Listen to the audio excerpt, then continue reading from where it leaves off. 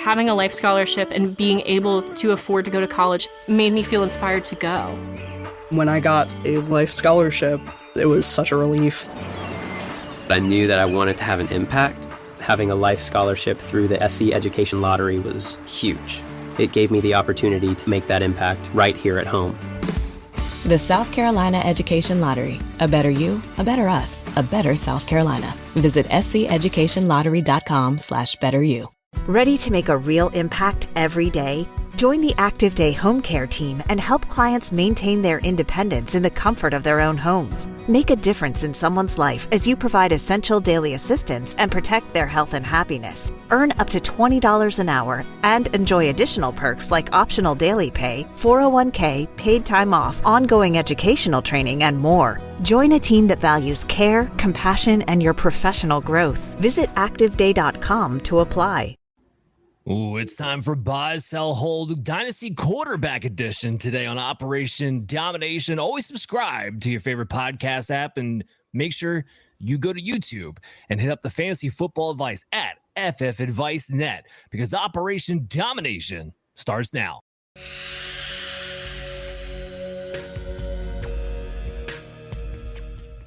Operation Domination is underway. The ultimate game plan to dominate your NFL experience. With your hosts, Dan You gotta be confident about your Achilles when you show up. Yeah, I mean, I got it. Chris Dowhouse, Hearing about these are pointless in fantasy. and Adam LaRue.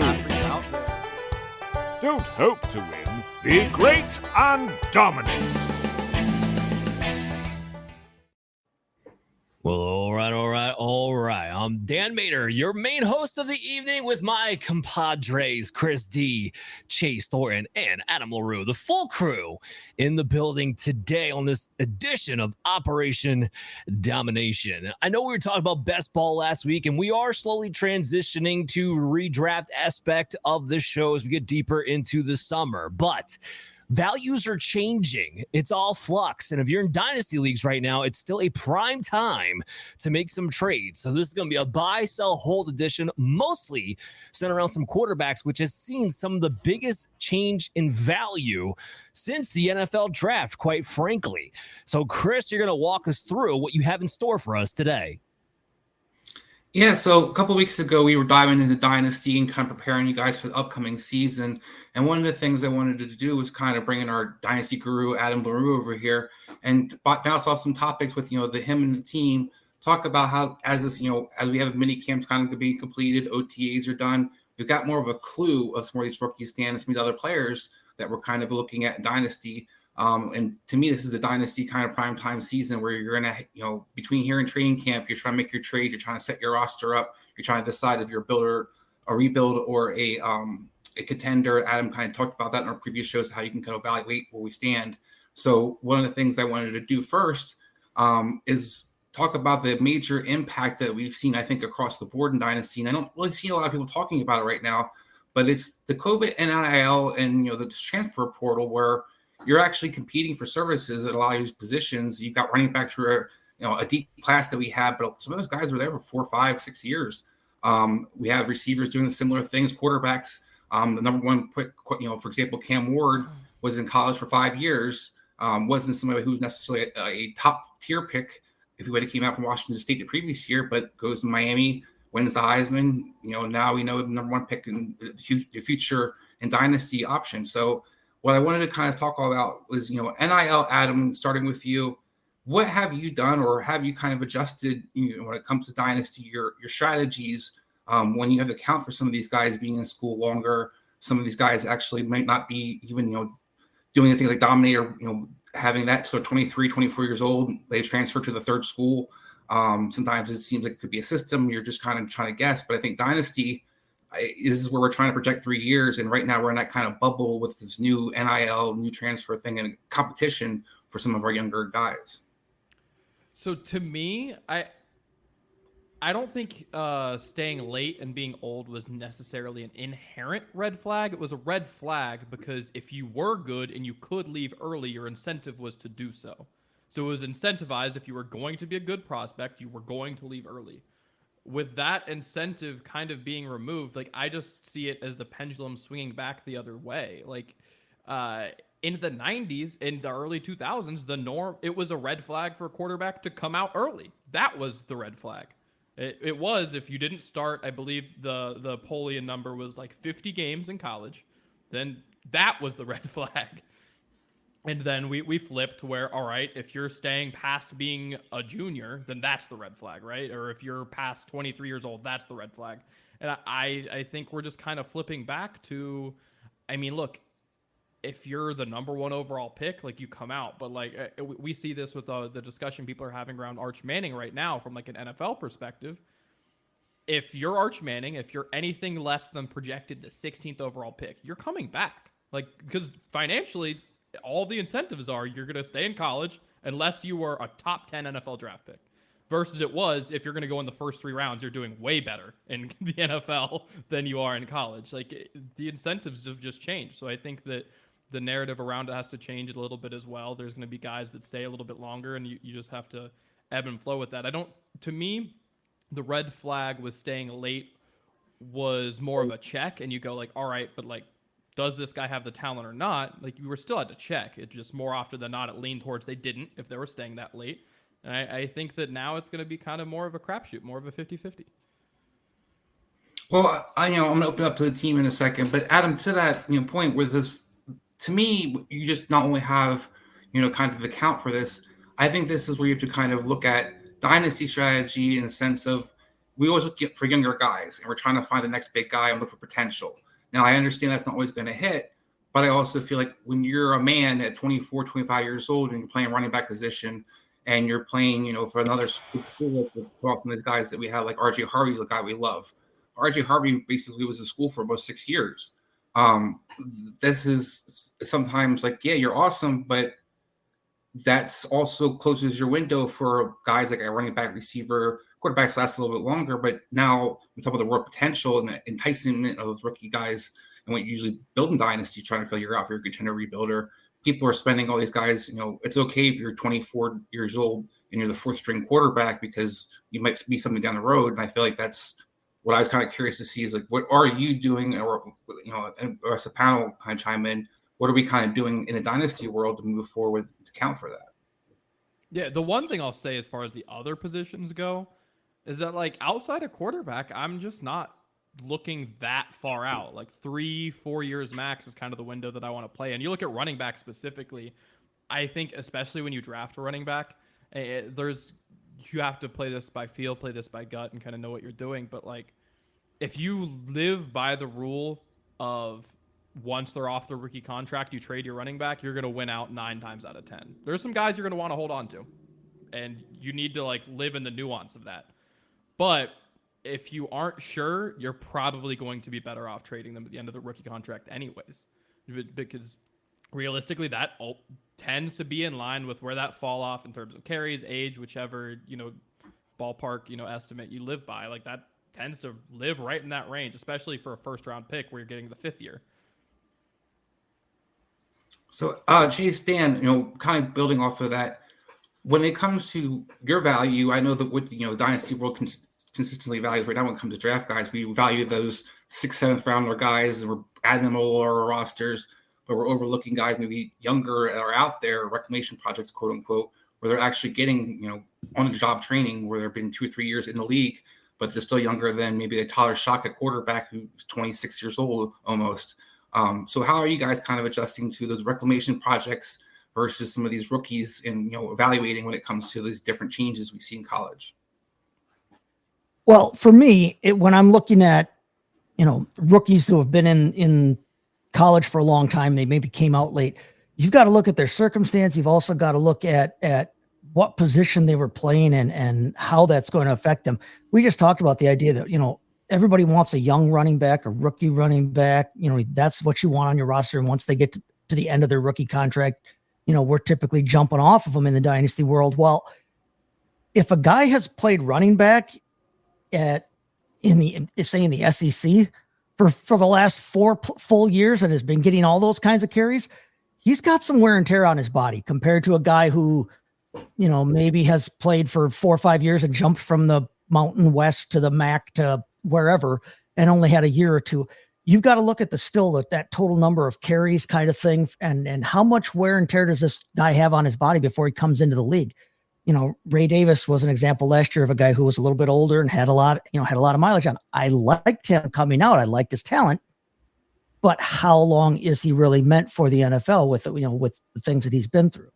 So you do have to kind of keep in mind that it's still a case by case basis, but it doesn't necessarily change my evaluation of what I've seen from a kid in college. I mean, and we know that there's a correlation between, an early dominator type season for a receiver and a guy who didn't have that dominator until it was later. There are correlations there with future success in the NFL. And I still think that's going to hold. Those kinds of things are still going to hold, even if, we see more guys staying longer because the money, they figure the money might be better in the NIL world now. It changes how it changes how you look at things, I guess. But for me, like I said, it's still not going to change my evaluations of a player as a prospect. It just might change when I have him available to me and if I want to take a shot at him long term or not. Well, does it affect how you're building your roster? Because I think that's the key thing I want to dive into. When we're putting our rosters together, you have to kind of keep your eye on where you are now and where you're projecting down in the future. But a big part of that is usually that potential. This guy has this window that Adam talked about, but that guy going to some of these windows or even dominating different schools as they transfer from place to place to place, you might not see that dominator rating until they're 24 at their third school. So are you changing how you kind of approach when it comes to building your roster, like zigging and zagging? A lot of people are kind of always attracted to rookies, of course, but looking for some values out there or different things you might try to, attack. Well, I mean, it's not just a case by case basis on the individual level. And Chris used the RJ Harvey example. That's somebody who dealt with a couple of injuries, was transitioning from quarterback to running back. So I think you can explain why like a guy like that would maybe be a little bit older by the time he came out and was really ready to flourish. Like from a running back standpoint, he's actually fairly young because he's only been playing the position for a couple of years, even though he's 24 years old.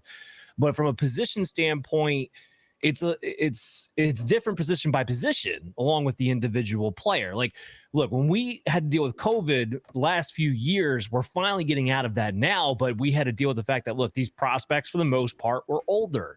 So we couldn't necessarily hold it against them because of that context. So you didn't really have to change your evaluation based on age. You just made it more focused. You almost took a page back from, Adam said, the 90s, early 2000s, where you were just more focused on the player's profile type and his competition level that he played at, not necessarily, okay, what's your age indication? When did you break out type of deal? Where you almost went back in time with that process that you had there. And for running back, I don't really care if you're older, because with running back position, you can hit the ground running much faster than any other position, wide receiver, tight end, or quarterback. It doesn't take you as long to get up to speed. On the flip side of that, I don't think it takes us as long to determine, okay, once they're in the NFL, if you're not hitting within the first 2 years, I can just move off of you because it's probably not going to happen. Maybe a spell here or there, but you're not going to be the lead guy. So I can hop on you, even if you're a little bit older, I can hop off of you much, much faster. For me, the biggest thing is wide receiver, where it did not change as far as the new age of thinking, where I need to see an early breakout. And now that we're out of COVID, I'm going to be going back to that, because an early breakout for a wide receiver is much more predictive than any other position, because with wide receivers, it might take them a year or two in the NFL before they pop. You need to know what kind of player profile type you have. With tight ends, it goes even further, right? Because really, you can't evaluate the tight end until year 3, year 4 of the NFL before you know exactly what you have on your hands. So you're relying on draft capital, essentially, for that. You need the tight end to be younger as well, because you're getting 25, 26-year-old tight ends. Well, if I can't really truly know what you are until you're 29, 30, like that's an issue in dynasty leagues, even if you're going to age out a little bit more. With quarterbacks, I'm not interested in you if you're 25 years old. I'm just not, okay? Because you're a man amongst boys. You're processing on a whole other level than the rest of your competition around you. If you're a rookie at 25 or older, I'm just not interested in you. So that is another position. It's not as extreme as the wide receiver. Like, I think 23, 24, we're still okay territory. but it is a position that I care more about you coming out a little bit earlier. And of course, on the competition level that you are playing against as part of the evaluation as well.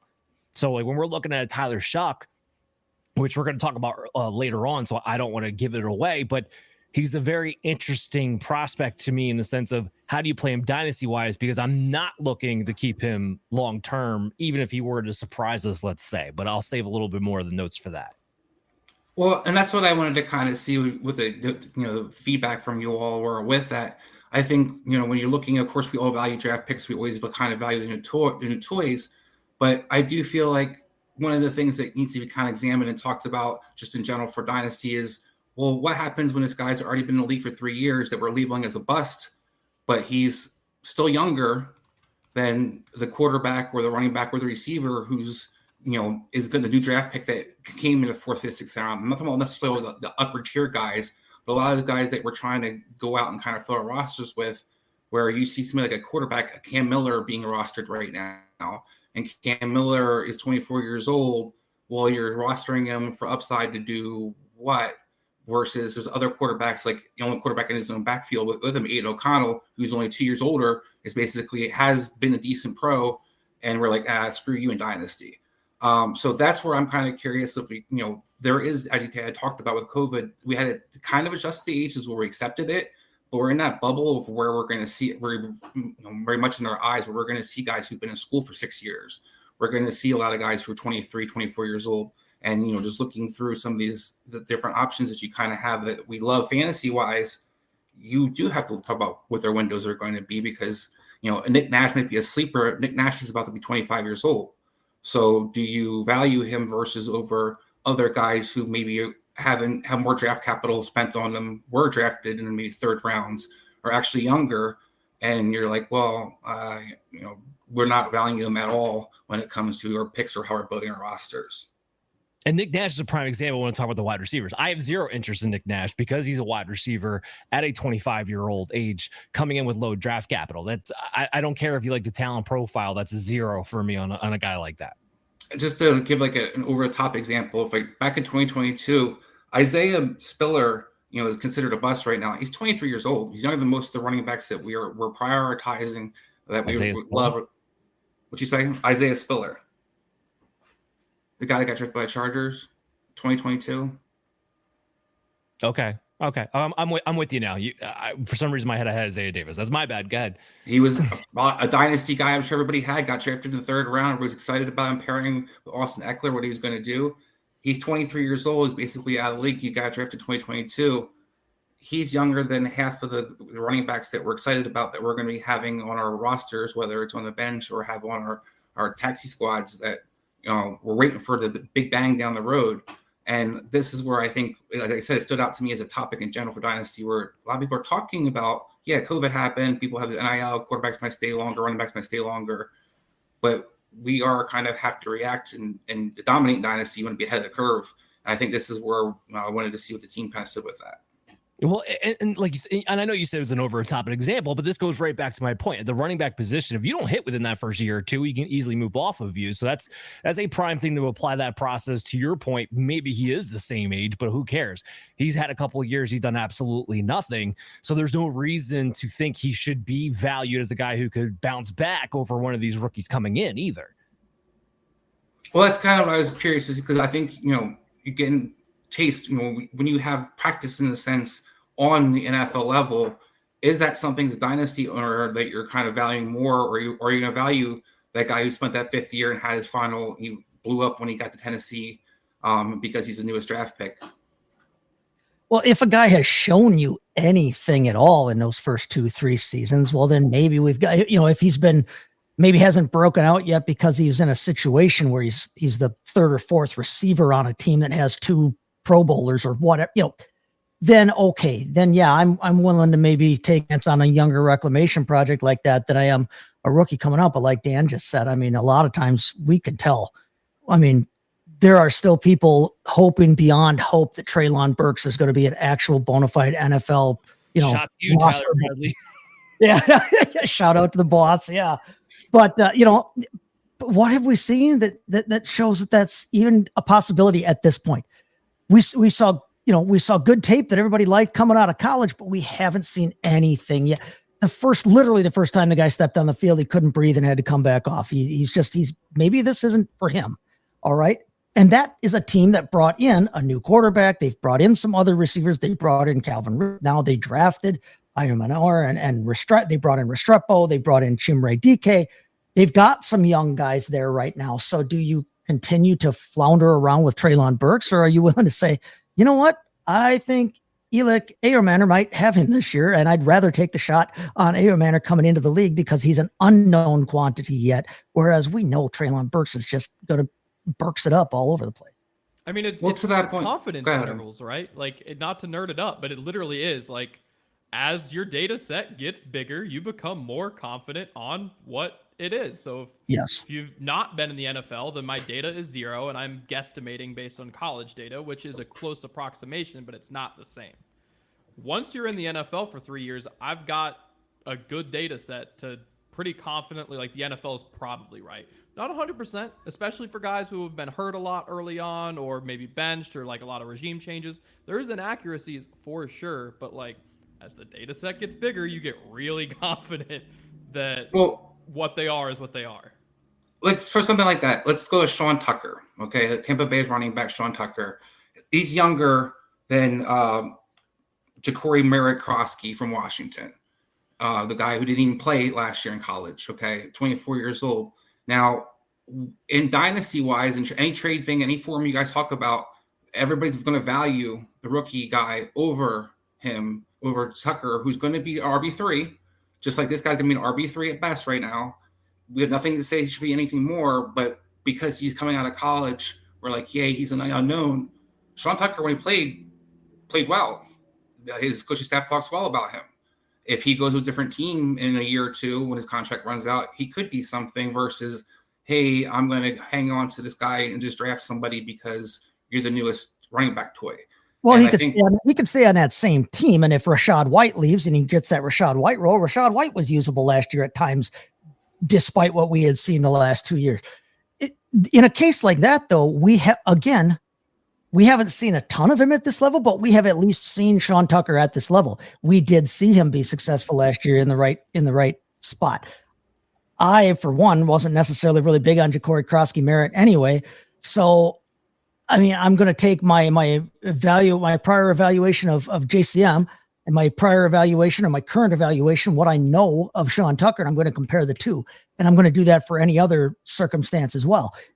Like Adam said, if we have NFL data on the guy, we can probably, and kind of writing off of what Dan said earlier too, the NFL is probably right. If a dude hasn't played and done anything by the time he's 3-4 years in, you can reasonably guess that there's a good chance, unless he's been Jalen McMillan behind Emeka Ibuka and Mike Evans and using the same damn team we've been talking about.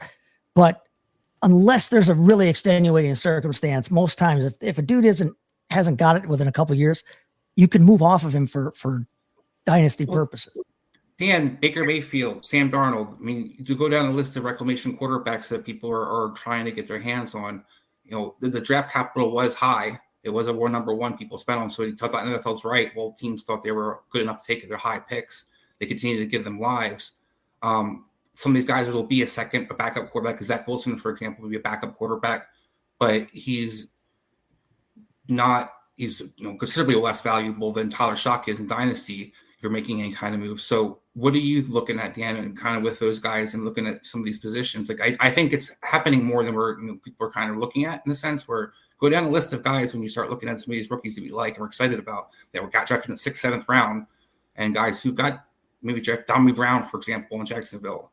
The 4th rounder didn't really do anything great in Washington, but might have more upside than Isaiah Naylor, for the Giants is their walk-on guy. Well, I mean, for the quarterback position, it is a little bit of a different animal. Now, I think what you did name there with Baker Mayfield and Sam Darnold are two anomalies. Like, I don't think that's going to be a common theme moving forward. But with the quarterback position, we do know that if you have a decent enough skill set, then the regime changes, the coaching scheme, the situations you find yourself in make a huge difference, more so than any other position than, wide receiver, running back, tight end. It affects the quarterback. The coaching affects quarterback more so than any other position out there, especially when it comes to fantasy football. So you do have, I think, a better chance of maybe hitting on that reclamation project. But let's not forget here, when Baker Mayfield and Sam Darnold on the Carolina Panthers, they weren't worth anything in Dynasty. Nothing. They were less value than Tyler Shough right now. What are you gonna say? What is the common thread between Baker Mayfield, Zach Wilson, and Sam Darnold? It's inept organizations that had them to begin with. And in Mayfield and Darnold's case, it's them going to a second straight absolutely inept organization. So, I mean, yeah, if with quarterback, it's a different animal. You have to evaluate that differently. And there has to be some, you also want to hang on to that more because they last longer as players. And Dynasty, a lot of it tends to be super flex. Quarterbacks can be gold, even if they take a while, like Geno Smith or Sam Darnold. The other piece of it is with Baker, with Darnold, and even with Sean Tucker, they got flashes. Like, you look at Isaiah Spiller, there's no upside that I can look to and be like, okay, but at least he's done this. You look at Treylon Burks, same thing. There's nothing I can point to and be like, at least this happened. There's a silver lining that I can look to and be like, there's my North Star. This is what could be still. Baker won a playoff game for the Browns. Baker's rookie season, Baker's third season, we're good. Now seasons 2 and then the rest of Cleveland and then Carolina were bad. But there was good in the mix. And Darnold had a good season. That was in the mix. Yeah. Okay, so to move on from that, and the quarterbacks in particular, what I'd like to kind of give us a chance to do is a little buy, sell, hold when it comes to these guys' value of quarterbacks at the end of the season. So if their present value, your buying is going to be better by the end of the season. If you're selling, you're looking like, hey, this is going to go down from anywhere from here, or you're holding it, they'll basically stay in the same area. I don't need to be exactly. So this guy, quarterback's QB 15, if he falls to 16 or 17, that to me is the same thing. It's, you're looking for more of the guys or their value is going to be significantly changed. And I think, for example, the quarterback that we saw significantly change this in his draft, and we're going to see dynasty-wise, is Cam Ward.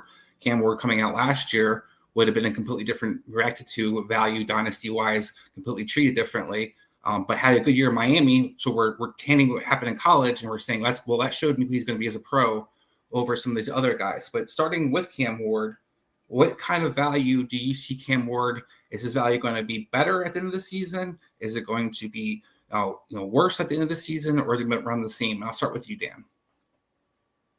Well, I think it's hard to say. So honestly, right now, like if we're just doing it from the buy, sell, hold standpoint of Cam Ward, I'm selling him now. I'm not going to necessarily bet on it's going to be better when we get to the end of the season. So he's a guy I did have a first round grade on, but it was a late first round pick.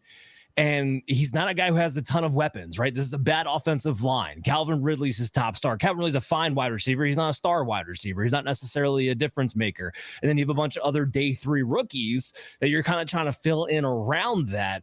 So there's a lot of questions. I have more questions than not with Cam Ward. He's not a cheat code running a quarterback. He can run, he can move a little bit, but he's not going to do enough with his legs to overcome what some inefficiencies that are posing itself as far as the passing game goes. And then when you add in the fact that his value is along the lines of a Trevor Lawrence, a Baker Mayfield, a Breece Hall, a Jonathan Taylor, a mid-2026 first rounder, I would probably rather have any of those pieces than Cam Ward. I mean, especially if you're trying to win now. But if I have Cam Ward, let's say I'm even in a rebuild or I'm on the teetering and I'm trying to make my moves to get better. If you just want to look at the mid-2026 first rounder, like next year, we're going to have 4 to 5 quarterbacks go in the first round of the NFL draft.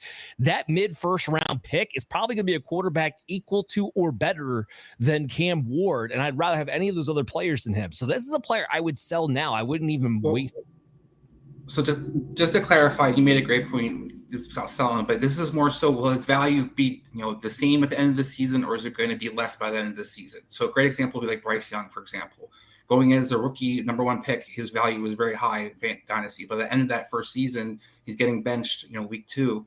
People were down on Bryce Young and over. Now he's back again. His value is going to go back up. So what I'm asking more so, and it sounds like what you're saying is you think Cam Ward's going to have around the same value at the end of the season that he has presently in Dynasty. He might not be worth more than Trevor Lawrence, but he's going to be around the same, kind of stratosphere possibly. But you're talking about taking advantage of it. I don't disagree with that. Chase, what do you have kind of where your value with him at the end of the season? Cam Ward right now is a hold for me.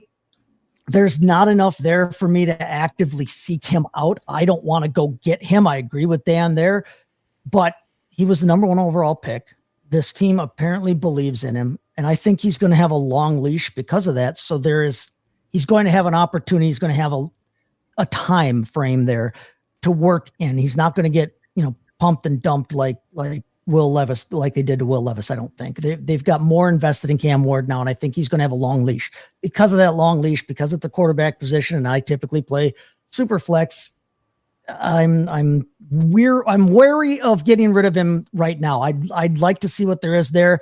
Yeah. You're always taking the chance that he flops this year but if his value is worse at the end of this year, again, I'm still I don't want to sell short on him because he's a quarterback, number 1 overall. They're not going to Browns this up. I don't think they're going to give him a long leash. So I'm willing to hold Cam Ward for now. Okay. So Adam, before I get to you, I just want to try to clarify one more time that I'm not asking whether you're going to hold this player or trade this player. What I'm asking you is where his value will be. Will his value be around the same at the end of the season, just a hold? Is a hold the same value? Right now, he's valued. Going to go up or down. He's valued as a mid to low. Then he's going to stay the same. Yeah, he's valued as a mid to low quarterback, and I think that's where he'll still be at the end of this season. Yeah, I believe that's where he's going to be. Adam, go to you. Chase said about Will Levis, kind of flamed out. Will Levis took about a year and a half to flame out. If Bill Callahan and his coaching staff could be on a hot seat, there could be a different regime, so to speak. What do you see in your crystal ball when it comes to Cam Ward's value at the end of the season for Dynasty? I think it takes a dip, but I don't think it's a big one. I think he's valued around QB 15 now. I could very well see him be passed by Penix. I could see Lawrence doing it. And I could see if Tua had a great season, I don't think that would be outlandish like a Dak, but at max, I think he would fall to QB 18, 19, worst case. I don't think it's he's dropping a tier or anything. I think it's shuffling around the tier, but I don't know that I believe Tennessee is putting him in a good position to have a great year 1. I don't think his value is going to go up from what it is now. But I do think he's the type of talent that almost everyone behind him, pretty much with the exception of Penix, he has more physical talent than. So when you really factor that in, he can't fall far. Then give you a chance to kind of comment on that real quick because you didn't really kind of grade detail about buying and selling. Well, no, I did hit on that when I talked about him. That's exactly why I would sell him right now, is because of where his grade would fall. And I'm not betting on it getting higher. That's kind of the whole point behind that. And if you feel that way, you probably didn't draft him in the first place, though, to be fair. I mean, if you felt that way about him, you either traded the draft pick when he came up or you didn't take him. Because there would have been no sense to draft him and then not necessarily, Chase. Not necessarily, because think about it. The next guy we're talking about is Tyler Shough, and that's the perfect example of even if I didn't plan on holding him, do I know that a quarterback, especially in Dynasty Superflex leagues, is going to be valuable, especially when they're a starter and they have significant draft capital like Cam Ward did? Yeah, 100%. I don't know. I don't know that you do that with a top 4 pick, though. Well, maybe you do, because if you let's say you're the top 4 pick, all right, and you were not enthralled with the guys that are up there, and this would be the year where maybe you weren't totally sold on outside of Jess, maybe you weren't totally sold on Amari and Hampton or Tech McMillan or Tyler Warren. It's very possible you weren't sold on some of these guys, Travis Hunter, and you're thinking something. You know what? Let me take the quarterback because I know one, they hold their value a hell of a lot longer than all the other positions, regardless of what's going on, and I could turn around and trade that for future assets or a player. Like I said, Bryce Hall, Jonathan Taylor. You want something right now? I would draft Cam Ward if it meant me getting one of those players and whatever else. So that's a possibility here. it's a possibility. I just think that a possibility for it and to maximize the return on it probably came earlier when you had the draft pick in hand and you could get people to dive on the immediacy of being in the draft rather than trying to convince somebody halfway through July when we've all forgotten about that, oh, by the way, it's Cam Ward. Remember, he's a starter.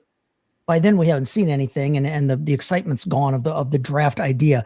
You can maximize and really capitalize on that draft day hysteria if you if you're putting it out there that you'll take offers for your pick or whatever. I just think there's better opportunity to maximize his value, even if you want to sell him now because your point is valid. I agree with you. I don't think his value is going to be any higher at the end of the season, but I think that if I don't know that if you felt that way, you would have taken him anyway.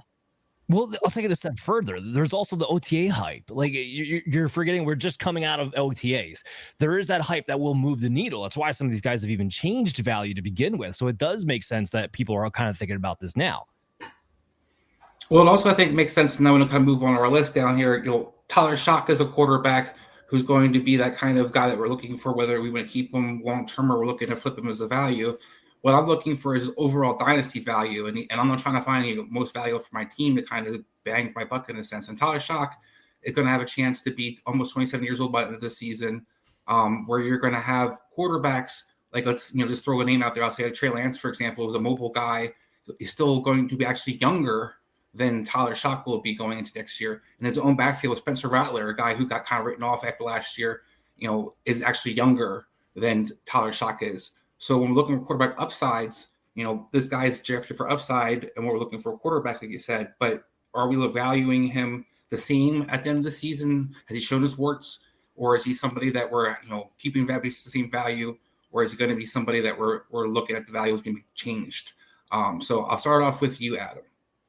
I think it's going to go up. I don't think it's like massive. I don't think you're like riding. This isn't a penny stock. We're not riding it to the moon or anything, right? This isn't Dogecoin in 2000 whatever. But what it is he's ranked quarterback 32 right now. He's behind Shedeur Sanders, who I know you loved. Shedeur went in the 4th. He's behind Jalen Milroe, who is not a year 1 starter. He went behind, that's where he is being valued currently. He's being valued behind Richardson, who there's a very good chance could be a backup next season. I like him. I don't think he will. Cam Ward, by the way. Yeah, but who is? Oh, Richardson. Yeah, Richardson. A lot of these guys are being valued. He's being valued behind guys who very well may not see the season or the field next season. He's being valued behind guys who are on death's door. He's right by Rodgers. He's in the Stafford tier, and I'd much rather have Stafford, but realistically, there's just a lot of room for him to gain ground. It's kind of like the opposite of what I said with Ward, where I just don't think he can lose much, but just because he's towards the end of a tier anyways. There's just a lot of room for him to gain. I don't think he's going to break it past QB 24. That would be crazy. But can he become worth a mid-second? I think so. Well, I mean, Adam, it does affect you. Will Levis had 2 years. Will Levis going into last year Dynasty had value. By the end of the season, there is no value for Will Levis. You're trying to trade him in Dynasty. So it does change really quickly, and it can even be right off the bat, especially with different guys. Dan, what's your perspective on this?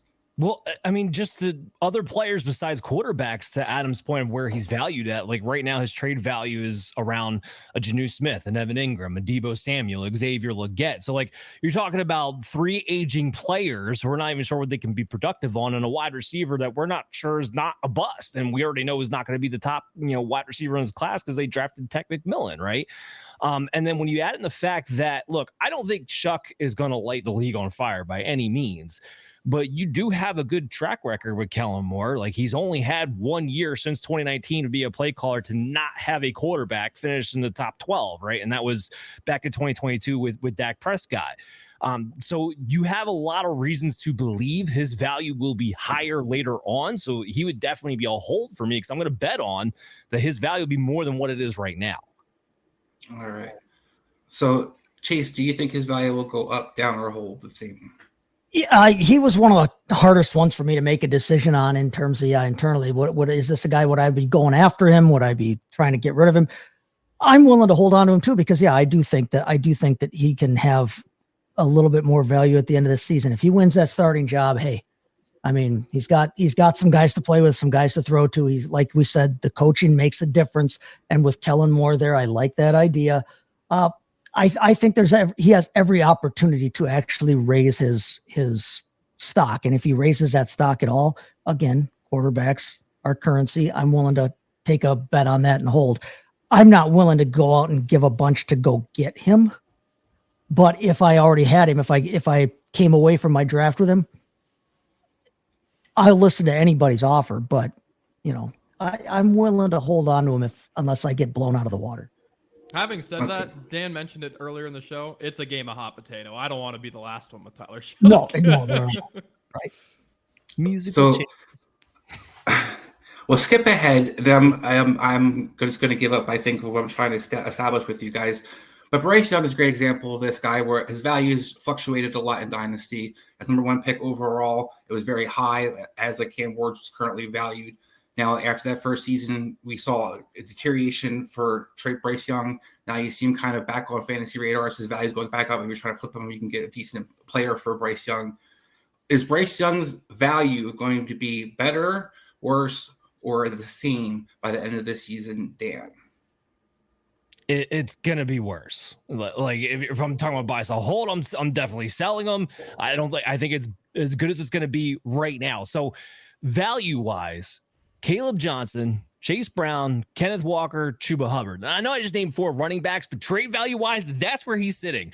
We're talking about Chase Brown, who finished as a top 12 running back last year. Kenneth Walker, who's had glimpses into there, just hasn't quite been able to put it together for a full season. Shough Hubbard was out of control. Caleb Johnson's in a situation where he might be a bell cow in a run first team. Like, highly productive players for a guy that everyone's getting excited about because of what he did in the second half of last season.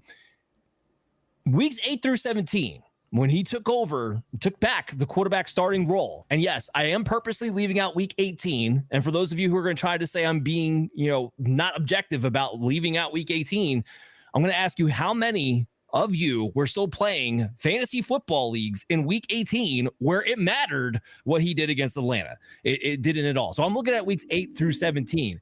He was still the quarterback 19 during that stretch. Am I getting super excited by the guy who barely got inside the top 24, would only be relevant in super flex leagues because you still would not have played him in a shortened sample size, when the larger sample size of his career, quarterback 43, that's the larger, and that's as a starter. So think about that. Quarterback 43, and the guy was a starter.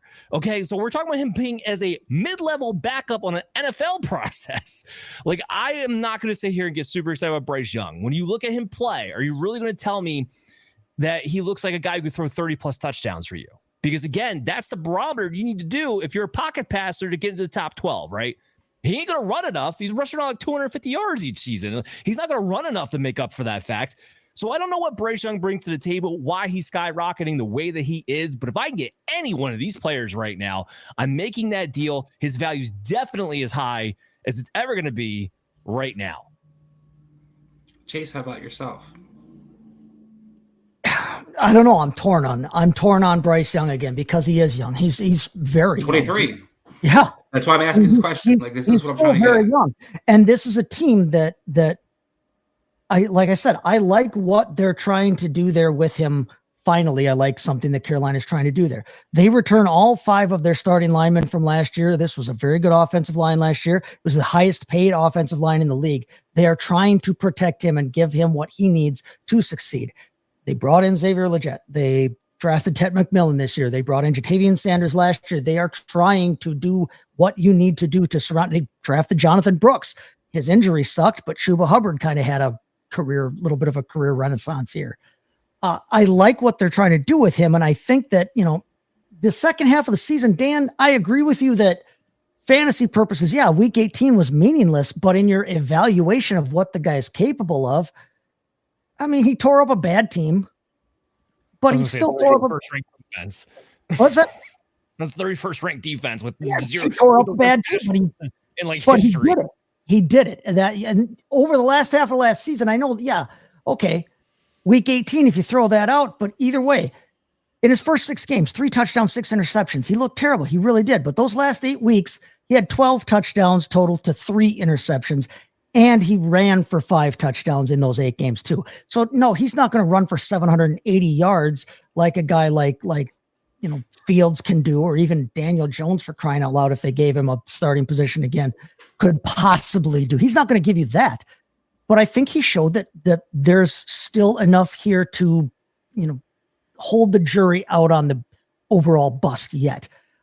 And because of that, and because people, you have to know the owner that has him. If the owner that has him is down on him because, he didn't pan out to be a number 1 overall type guy, see if you can get him low. He's a quarterback. And if he can play, if the second half of last season is who this guy can become, I'm willing to hold on that. I don't want to just dump him off right away. If I get a great offer, but So, that rule with anybody though. Your rule with anybody should be, if you get a good enough offer, everybody should be for sale. I don't think that's reality, Chase. What I'm getting more at is his reality moves where if I tried to acquire Bryce Young after week 3 last year, I would have paid one price. I'm paying a completely different price for the same guy. Has the same draft capital, has the same thing he did on tape. And you talk about the end of the season, how it ends. Okay, we've seen inflation happens. Well, a guy that we've seen, the value go up, for example, for a guy, Bo Nix is the next guy I want to move on to. Bo Nix's value, if you were drafting him Dynasty last year or trying to flip him for anything, you weren't getting a whole lot. Now, this year, I believe QB8 was one of those guys' his values off the chain. I can flip him for all kinds of value out there. So is Bo Nix a guy that we can see his value going to be this higher, lower, or the same moving on to next year, Adam? Oh, like the most obvious lower in my mind that there is in Dynasty right now. I mean, his current value is QB7. He's above Drake May. He's above Herbert. He's above Caleb. He's above Stroud. He's above Jordan Love. I mean, to me, even Kyler's crazy. He has to pass at an insane level to get to where he needs to go. And he showed some running chops. I'm not going to deny that. But he's not going to be someone who's generating a ton of fantasy value on the ground. To me, it's a crazy bubble we've got going with Bo Nix right now. I'm glad that you brought him up, but I think he can be a really solid pro. I really do. I don't think but a top 10 dynasty quarterback and a top 15 or so dynasty asset outright, no shot. There's just no part of me that believes that that's reality. I don't think that he will be. I think he will fall out of the top 12 dynasty quarterbacks by season end. How about you, Dan, real quick? No, yeah, I totally agree. So, Adam, you mentioned his rushing, and that's kind of what propelled him to what he was able to finish that last season inside that top 10. And he was 430 yards and 4 touchdowns. Well, based on where he rushed, how much he rushed, the situations he rushed in, I mean, his expected fantasy points just as a rusher per game were 2.9. He wound up finishing with an average of 3.9. So we're expecting at least, even if he ran the same way he did last year, a full point less just based on the rushing on a per game basis. And he did not get rid of the whole you're a check down quarterback. Okay. 30th in yards per attempt, 27th in air yards thrown last season. This is an offense that did not get much better. You signed Evan Ingram. I like RJ Harvey, but you're still depending on Cortland Sutton, who's a fine receiver, to be the lead offense. It's a slow-paced offense, a team that's going to be leaning on their defense to win games and offense to control the ball. There's not a lot of explosion here. So if he's not uber efficient in the red zone like he was a year ago, this is a guy who could fall out very, very easily. Yeah, a guy who did fall out very, very easily after a couple of bad start to his career into seasons is Zach Wilson. Zach Wilson is definitely a guy that people are not interested in Dynasty, even though he's backing up one of the quarterbacks who gets hurt the most. Isn't a guy that people are making moves to try to acquire necessarily as a sleeper to have on their bench. But one of the guys they do have on their bench, and it's up with 2-4 question right now, is Riley Leonard. Riley Leonard is a guy that people are excited about, 24 years old. Didn't really show you a lot in Notre Dame, but we have his upside as a QB3 on the Colts president, drafted in the 6th round, who's a guy that you can probably get some value. He's definitely on rosters versus Zach Wilson moving forward. So those two players, where do you see their values at the end of the season? We'll start off with you, Chase. Yeah, I think both of them are worse by the end of the season. I really do. I'm not. I think we've had enough of a book on Zach Wilson that people have made up their minds about him. He may end up playing quite a bit this year if Tua gets hurt again, but I still don't see him, I don't see him changing everybody's mind on himself. I would sell him right now. I'd be trying to convince somebody, that he's basically the same age as Shough. He's different age than Shough by just a couple months. He's been a starter before. You got to convince that person that the Jets were the problem all along, and you've got a long and storied history to point to in that regard. So I'm trying to convince somebody with Zach Wilson. I don't know that you're going to get a ton for him. Riley Leonard, you might be able to capitalize on people's excitement. Again, you're trying to convince somebody that he's the long-term answer, and Danny Dimes and Richardson are both cooked. But I wasn't a big fan of Riley Leonard coming into the draft process, coming out of the draft process. I'm still not a giant fan of him, even with the mess that is that Colts quarterback room. So I think both of them I'd be getting rid of right now because I don't think their value goes up this season. Adam. I think that there is a chance for Zach Wilson's to improve, but I think that's more of a testament to where it lives right now than to where I think it'll go. I don't know that I'm necessarily keeping him on my roster to sell him. Like I'm not holding him, but I do think his value will improve. I just don't know that it is necessarily worth the roster spot. And I say that to say he's currently QB 54. That's what I have him listed as. He's behind Malik Willis, which is fair. I do think he's behind Malik Willis, but he's behind like Kyle McCord.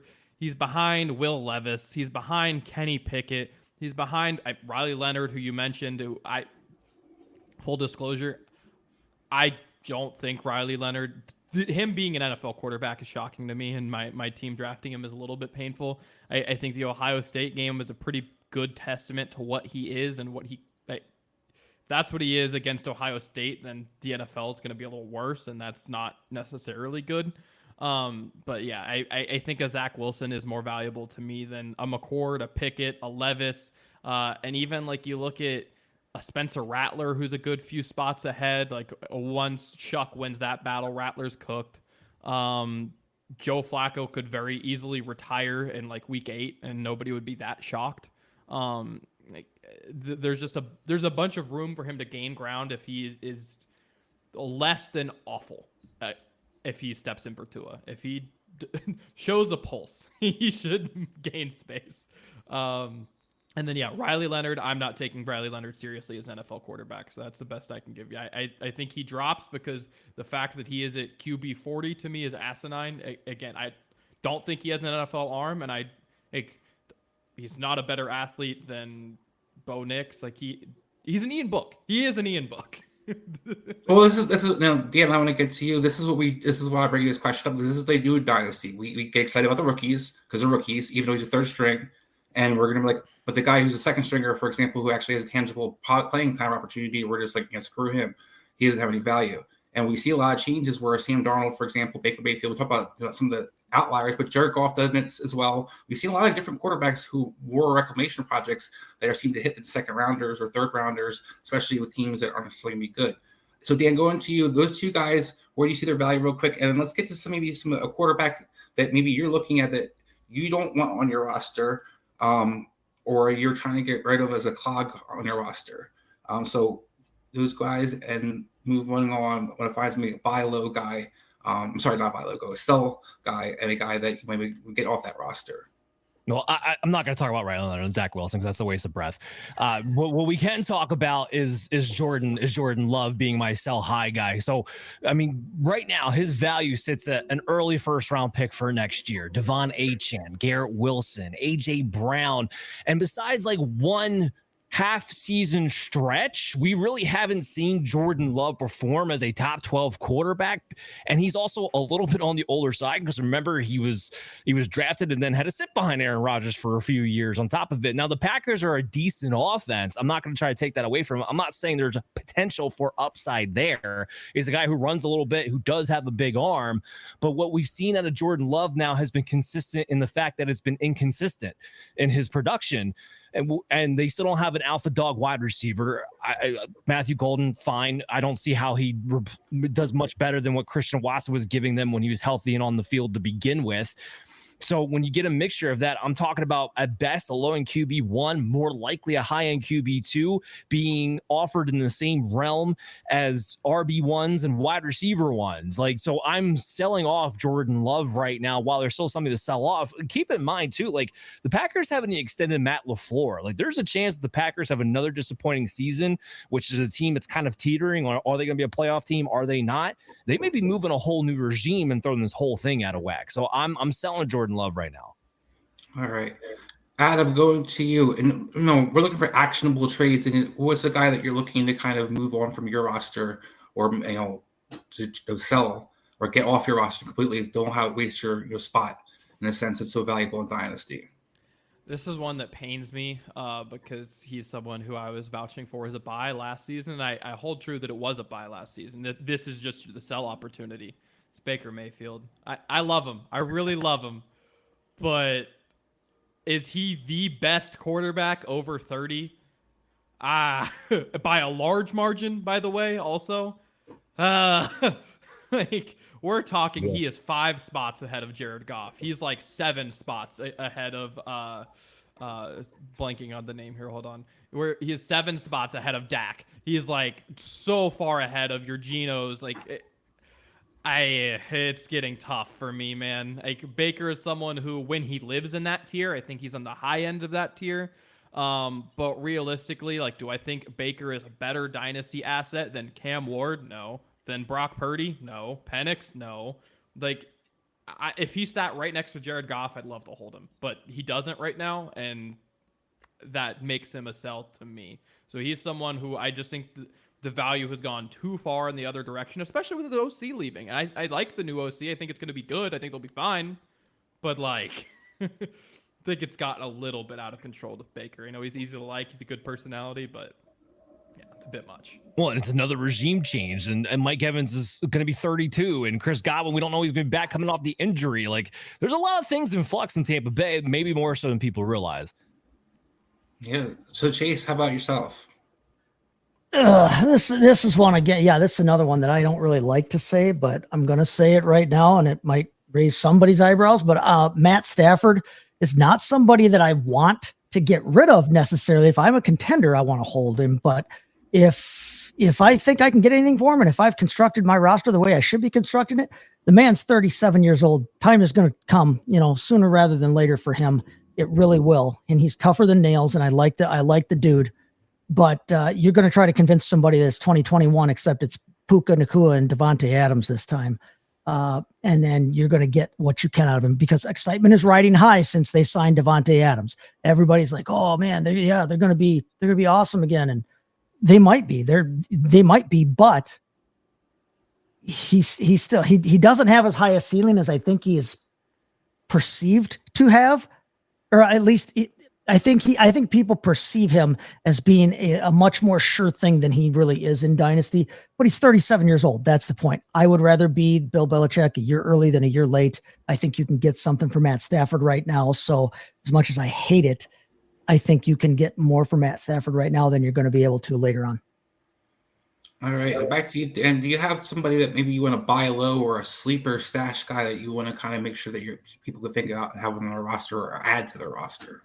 Well, Adam kind of mentioned him in an innuendo way, but Dak Prescott is somebody who's extremely undervalued right now. Like he's even undervalued by the Cowboys base. Like if you actually listen to like NFL radio talk shows right now, there you have fans calling up saying, we love Dak Prescott, but he's an inaccurate quarterback who doesn't throw a great leading ball. Like even his own fan base is like turning on to the guy, and they just got the best weapon they've had since Amari Cooper, the best wide receiver duo since Amari Cooper and CeeDee Lamb with George Pickens now over there with Lamb. Like I'm not thrilled with the coaching staff. I get it, but the running back is still a disaster. Like this is still going to have to be a pass first team and a defense that is still going to be hit or miss, especially depending upon what happens with Micah Parsons here. Like there's not going to be a defense that's going to be stout. Like they're going to have to put up some points. I do think we're going to have a fair number of shootouts. Remember, Dak Prescott is only 2 years removed from being the quarterback 3 overall. That's what he was in 2023. And now he gets an added weapon with Pickens to that. his value is like hanging around like a late first for next year. DK Metcalf, Jalen Waddle. If I could trade Jalen Waddle, DK Metcalf in Dynasty right now, I'm doing it. I don't care that Dak Prescott is on the north side of 30 when quarterbacks more times than not are last till 36, 37. We still could have another 5 years of prime Dak potentially here with these weapons. So I am gladly doing that. That is something I'm definitely buying on. People are way too low, acting like Dak Prescott is a low-end QB2 right now. It's insane. Chase, do you have a buy low or somebody that you have on your radar that you a stash player? Yeah, a stash player, and I think last year proved that this guy can be a good stash player, even though it didn't necessarily directly involve him. Sam Howell is only 24 years old right now, and if anything happens with J.J. McCarthy's knee again, if he has a setback with that, or if he falls flat on his face and proves he can't be an NFL quarterback, Sam Howell is actually the veteran presence in that quarterback room, as weird as that sounds right now. And he was a usable fantasy asset just 2 years ago when he was starting in Washington. He's got great weapons around him this year. If you made that same move last season to go get Sam Darnold when nobody thought he was going to be any good, you could have sold Sam Darnold, and you can still sell Sam Darnold now for a lot more than you had to pick him up for last preseason. If you pick up Sam Howell right now, you can probably get him for just about free. And he's got that opportunity where if something happens with McCarthy and he gets the start, you can sell him mid-season or maybe even after the season. He could find himself on the Sam Darnold plan way earlier in his career than Sammy got to be on that plan. So Sam Howell, somebody that I'm looking at, stashing on my roster because it could be a sneaky move later on. I like that one because you see like Will Howard, people have on their roster about the same age. But a guy that doesn't have necessarily nearly the firepower around him. Adam, how about yourself? For me, it's Justin Fields. I would like to get into the Justin Fields investment again. I held on to him when he got benched where I had him because I just didn't seem worth it to get rid of him. But he is someone who, even at his current price, I'm willing to buy. I'm willing to get back and invested. He's someone who I could easily see entering the Kyler tier of player. I mean, we've seen Kyler throw in the teens and low 20s of touchdowns a billion times and stay QB 13. And why Justin Fields can't be in the same ballpark, I think it's very possible for him. So, Dan, are we on the running backs? I guess I gave my quarterback already. Oh, that was your buy. Yeah, my buy was Dak. Yeah, 100%. I like the Dak Prescott. That's right. That's a great point. I think you made. Talk about a guy who's only 31 years old, has more firepower around him than he's had a long time, a good offensive line, getting paid $60 million. He ain't go anywhere anytime soon. So I do think that's a great point you kind of bring. And that was the part of the discussion I wanted to get into, guys. These guys were looking for some of the guys that, we want to roster moving forward. I think, Chase, you hit some of the guys I had in my head of roster cloggers. Look at people like you're still rostering Tommy DeVito, you're still rostering Cam Miller, or those kinds of guys, even Raleigh Leonard. I think you should go look at a Sam Howell, go look at some of the younger quarterbacks, maybe back it up on a better team that actually have a chance to play and maybe shine, which we see how it kind of helps with some of these reclamation projects and ones that rebuilding the value like we saw for Sam Darnold. No, I like it. That was great stuff. So we'll be back next week.